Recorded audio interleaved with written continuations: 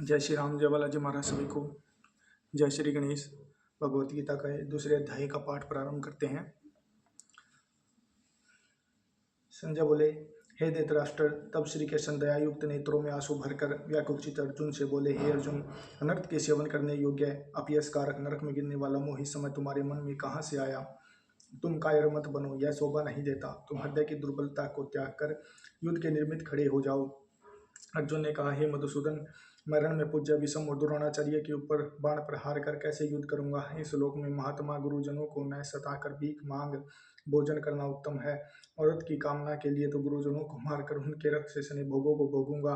हम नहीं जानते युद्ध में कौन जीतेगा। यदि हम जीत भी लेंगे तो भी जिनको मार हम जीवित रहना नहीं चाहते, वही धृतराष्ट्र के पुत्र हमारे सामने प्रस्तुत है। दीनता से मेरी स्वाभाविक वृत्ति नष्ट हो गई है और धर्म के विषय में मेरा चित्त मोहित हो गया है। मैं आपसे पूछता हूँ, निश्चय करके मेरा भला हो, वह मुझसे समझा कर कहिए, क्योंकि मैं आपका शिष्य हूँ और आपकी शरण में हूँ। अतः मुझे ज्ञान शिक्षा दीजिए। मुझे पृथ्वी का निष्कंठ राज्य मिल जाए और देवताओं का आधिपत्य मिल जाए तो भी कोई ऐसा उपाय नहीं दिखता जो कि मेरी इंद्रियों को दुखाने वाले शोक को दूर करे। हे गोविंद, मैं युद्ध नहीं करूंगा। यह कहकर अर्जुन चुप हो गए। संजय बोले, हे राजन, दोनों सेनाओं के बीच में खिन्न होकर बैठे अर्जुन से भगवान श्री कृष्ण ने यह वचन कहे, हे अर्जुन, जिसके लिए ये शोक नहीं करना चाहिए तो उसके लिए शोक करता है, और पंडितों से वचन तो कहता है, परंतु पंडित लोग न मरों का शोक करते हैं न जीवितों का। यह बात असंभव है कि मैं पहले न था, तुम भी न थे, और ये राजा भी न थे, और इसके बाद भी न रहेंगे। जैसे देहधारियों की इस देह का लड़कपन, जवानी, बुढ़ापा ये अवस्था होती है, तैसे ही मृत्यु के बाद दूसरी देह की भी होती है। इसलिए पंडित लोग मोक्ष को प्राप्त नहीं होते। इंद्रियों का शब्द आदि विषयों से संजोग जाड़ा गर्मी आदि सुख दुख को देने वाला है। आने जाने वाले और नाशवान जानकर इन्हें सहन कर। हे कर श्रेष्ठ, सुख दुख को समान मानने वाले जिन वीर पुरुषों को ये बाह्य पदार्थ क्लेश नहीं देते, वह मोक्ष पाने के अधिकारी हैं। असत का तो असितव नहीं है और सम का भाव नहीं है। इस प्रकार दोनों का ही तत्वज्ञानी पुरुषों ने देखा है। जिसमें मेरा यह सारा संसार व्याप्त है, उसका विनाश करने में कोई समर्थ नहीं है। इस अविनाशी चिंत्य और नित्य जीवात्मा के ये सब शरीर नाशवान है। अतएव हे भारत, तुम युद्ध करो। जो पुरुष इस आत्मा को मारने वाला तथा जो मरने वाला मानते हैं, वे दोनों ही ज्ञानी नहीं है, क्योंकि यह आत्मा न मारती है न मरती है। आत्मा न कभी जन्मती है न मृत्यु को प्राप्त होती है, न कभी जन्मी थी न कभी मरेगी। यह जन्म मां नित्य, कभी न घटने बढ़ने वाली और सनातन है। नष्ट होने पर भी वह नाश को प्राप्त नहीं होती।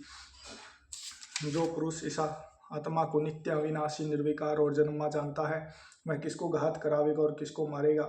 जिस प्रकार मनुष्य पुराने वस्त्र फेंक कर नया वस्त्र ग्रहण करता है, उसी प्रकार आत्मा पुरानी देह को छोड़कर नई देह धारण करती है। आत्मा को शस्त्र नहीं काट सकते, अग्नि जला नहीं सकती, जल भिगो नहीं सकता, और न भीग या गल ही सकती है और न सूख ही सकती है।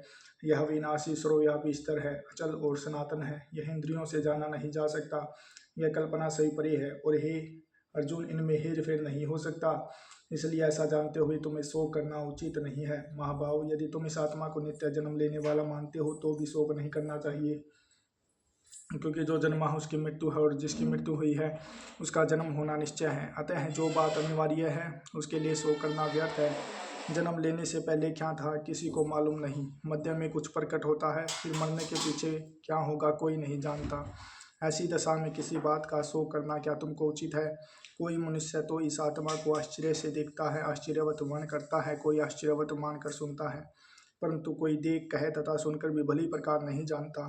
सबके शरीर में यह आत्मा नित्य अविनाशी है। अतः सब प्राणियों के लिए तुमको शोक करना उचित नहीं।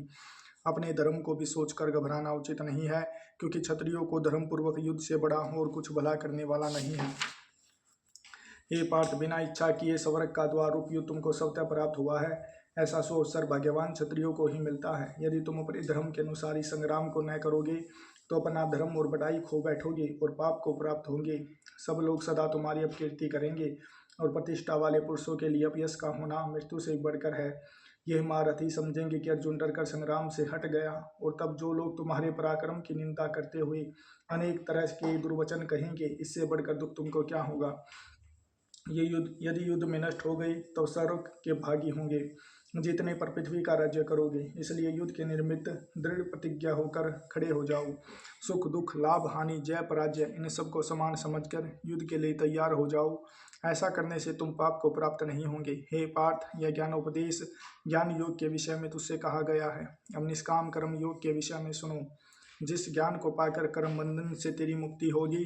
कर्म योग मार्ग में एक बार प्रारंभ किए कर्म का नाश नहीं होता और विघ्न पड़ने पर भी शुभ फल तथा इस कर्म का केवल प्रारंभ ही संसार के भय से छुड़ाकर पूर्ण ब्रह्म प्राप्त कराता है।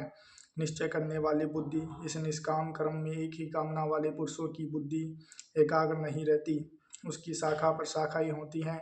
ऐसी दशा में मनुष्य संदेह में रह जाता है। स्वर्ग सुख को ही जो उत्तम पुरुषार्थ समझते हैं, उनका कामनाओं से चित्त व्याकुल रहता है और निश्चयात्मक बुद्धि से मोक्ष साधना उत्पन्न नहीं होती।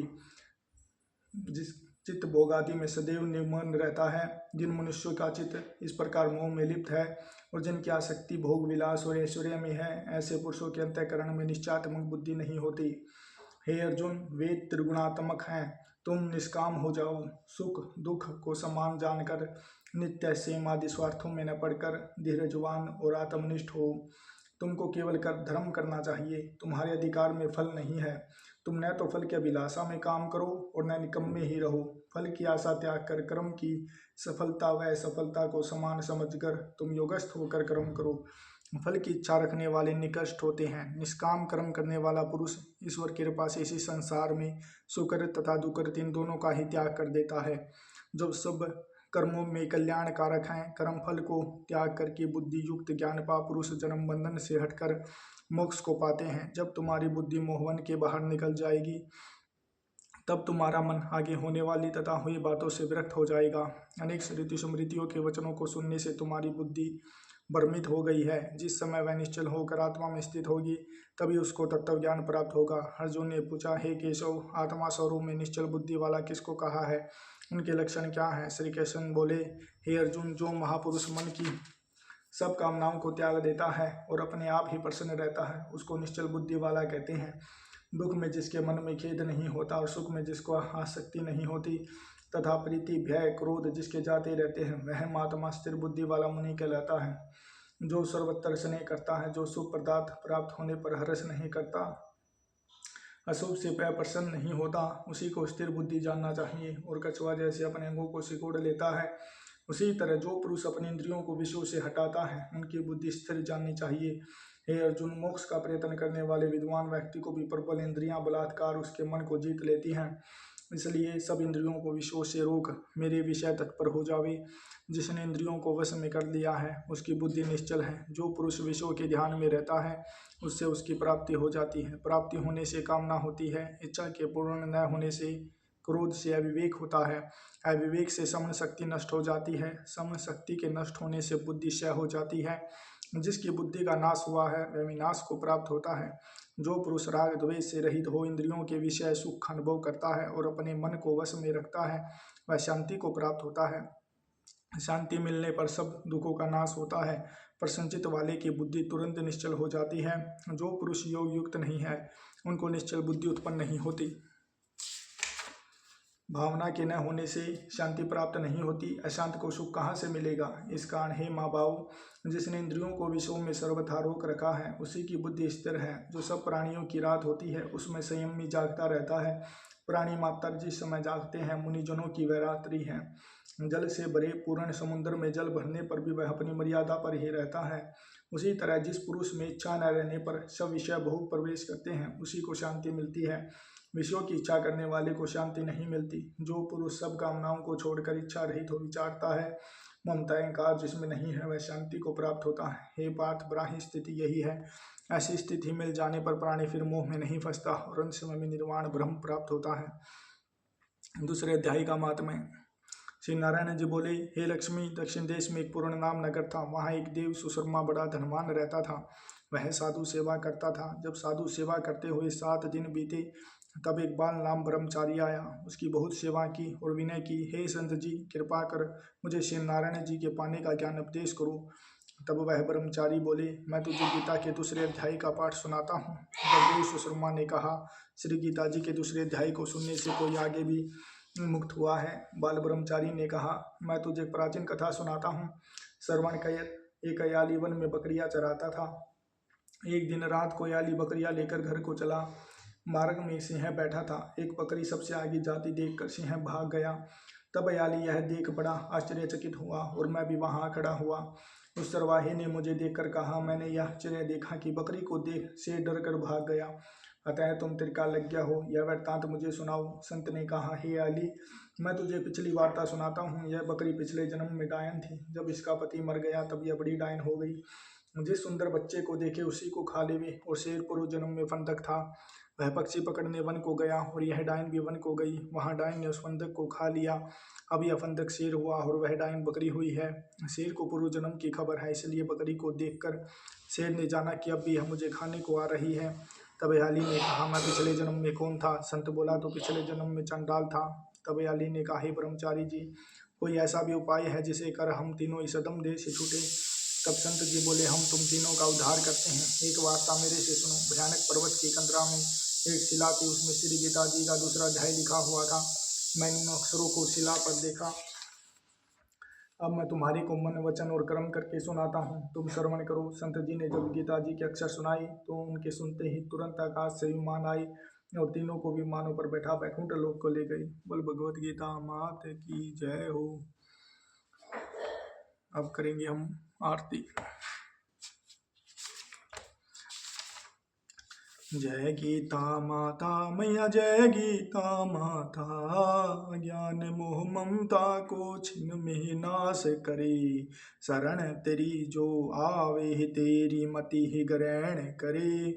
रण क्षेत्र में अर्जुन जब शोकाधीर हुआ, तब कृष्ण चंद के मुख से तुमने अवतार लिया। शरीर जन्मते मरते आत्मा अविनाशी, अतः शरीर की ममता मन से त्याग करो। निष्काम कर्म नित्य करके जग का उपकार करो। मन को वश में करके इच्छा त्याग करो। यह उपदेश तेरे जो नर मन में लावे, सुख करनी दुख हरनी तुमको जग गाता। जय गीता माता मैया, जय गीता माता। सत्य ज्ञान का मन में तू प्रकाश करे। पाप ताप मिट जावे निर्भय भव सिंधु तरे। कर्तव्य कर्म तज बैठा बहुत मलिन हुआ, तत्व बात समझा कर उसका उद्धार किया।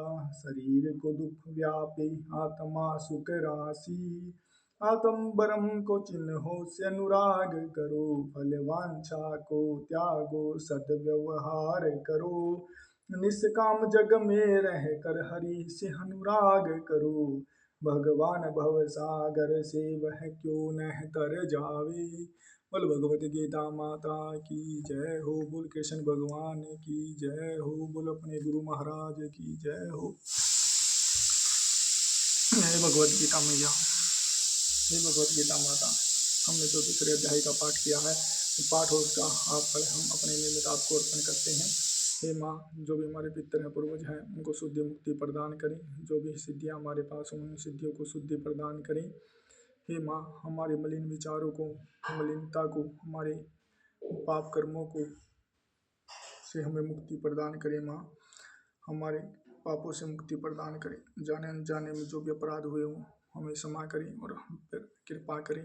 जो दीन दुखी नित्य प्रति मेरे मुख से भगवत गीता का पाठ श्रवण करें, उनके घर में सुख शांति सुख समृद्धि प्रदान करें।